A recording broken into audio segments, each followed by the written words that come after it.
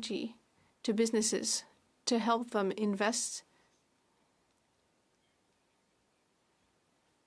And I'm very pleased that the NDP will be supporting this bill for jobs, investment, and the environment. Saanich, go silence. Honourable colleague from King's Hants, we've never compared notes, Madam Speaker, but we went to the same law school, and I'm drawing on my experience as a graduate, a proud graduate of Dalhousie University School of Law, and saying that this government has completely bungled impact assessment and repairing the impact assessment law. He referenced it in his speech, so I want to put it to him, that we had extremely effective federal environmental assessment laws starting in 1975, concretized in a statute in 1993 brought in by Brian Mulroney, destroyed by Stephen Harper in spring of 2012 in a Budget Implementation Act.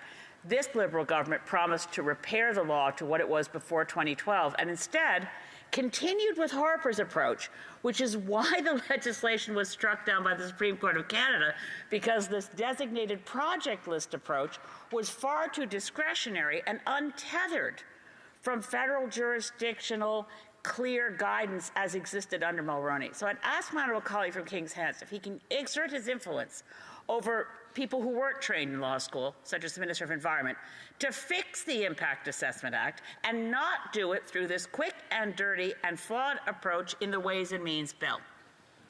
The honourable member for King's Hants. Thank you, Madam Speaker. I'd like to thank my honourable colleague for the question. And yes, I too have a law degree from Dalhousie University. It's a wonderful institution. And actually, when I was in law school not too long ago, Miss May actually came, the member from Saanich Gulf Islands came and gave a presentation. And so it's nice to be able to join her in this place now debating the laws of the country.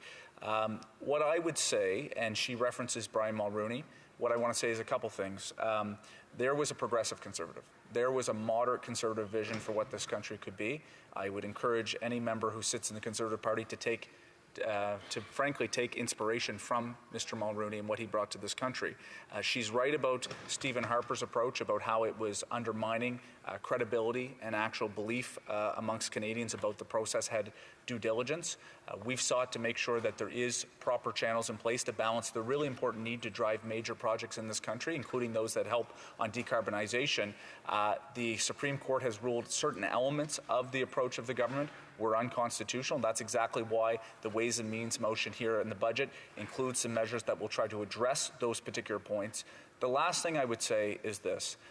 We need to understand, and I know the honourable member across, and I give a tip of the cap for her environmental action and her advocacy. She knows the urgency of the work that needs to happen, whether it be on critical minerals, whether it be on major projects to decarbonize.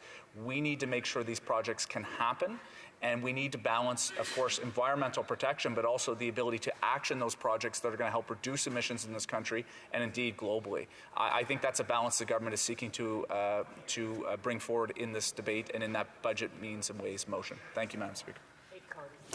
Resuming debate, the honourable member for Coast of Bay.